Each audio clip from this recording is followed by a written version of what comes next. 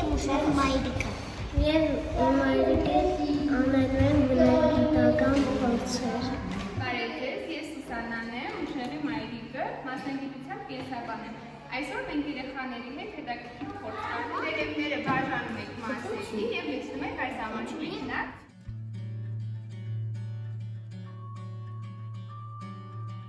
Գույներ կաղամբար։ Կարմիր կաղամբերն ասում են իրականում տերևները մանուշակա գույն են։ Հիմա որպեսզի մենք ստանանք մանուշակա գույն տեղով, կարմիր կաղամբերի վրա լցնում ենք տաք ջուր, եղման ջուր։ Ինչ ջուր, ինչ գույն է, որ լցնում ենք։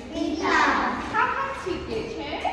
Ջուրը թափանցիկ է։ Գույն չունի դեռ։ Ես իմ ձեռքում ունեմ երկու տարբեր դեղություններ։ Մեր դայից պետք է Ներանիչով քաշել ենք, վեցնենք այդ հեղուկները։ Ճիշտ է, այս հեղուկները իրենք վտանգավոր են։ Եթե մենք մարդու կամ ձեռքով կպնենք, իրենք գուցե վնասեն մեր ձեռքը, կարմրի, կայքուցվի, հետո կցարը։ Դրա համար ես բերել եմ ներարկիչ, որ այս հեղուկները ներարկիչով հավաքենք սրա մեջ, հետո լցնենք հեղուկների վրա։ Դրա համար մեզ պետք է նայել կոլբաներ։ Մենք Լուսինեն մեզ կտար մեզ անհրաժեշտ կոլբաները։ Գիտեք կոլբան ինչ է։ Այո, կլոր ակվարիում է։ Կլոր ակվարիում է։ Իսկ սա ինչ է ձեզ։ Սոդա։ Ճիշտ է, սոդա է։ Իսկ սոդան ինչ նյութ է։ Օրգանական թե անօրգանական։ Անօրգանական նյութ է սոդան, երևի։ Իսկ սոդան ինչ է ստանում է։ Որտեղ կարելի սոդա։ Տան մեջ։ Լինում է բնության մեջ, օգտարան հասները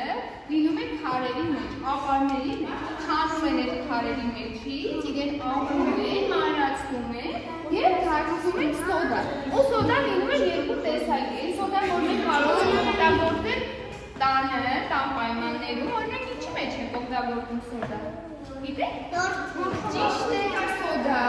որը ուտելուն չի, տեխնիկական սոդա է, օգտագործում են քիմիական փորձերի, տարբեր փորձարկումների ժամանակ։ Ուզում ենք տեսնել, թե մենք կարմիր կաղամբից ստացված հեղուկը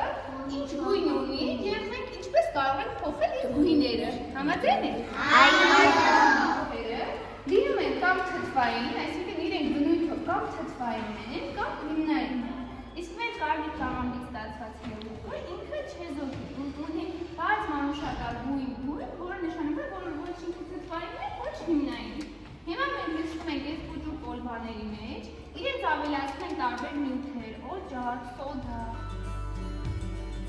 Ջուրը քանի աստիճան է։ 100 աստիճանում ջուրը եռում է, ճիշտ։ Հիմա խոթալով վերցնում ենք սոդան։ Եվ տեսնում ենք այստեղ, տեսնենք ինչ կստացվի։ Մանուշակագույնի ինչ կդառնա այստեղ։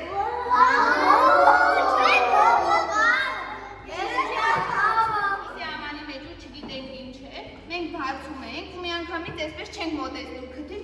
ու հոտ քաշում։ Եթե այդպես անենք, այս հեղուկը իր սուր մասնիկներով սուր հոտ ունի։ Մեր ամբողջ քթի ներսի խոռոչը կվարի։ Հասկացաք, իր սուր հոտ։ Դրա համար վերցնում ենք ամանը ու այսպես ձեռքով անում ենք, որ հոտը զգանք։ Հիմա զգացիք չէ հոտը։ Ուշադիր նայեք, տեսնենք այստեղ ինչ փոփոխություն կլինի։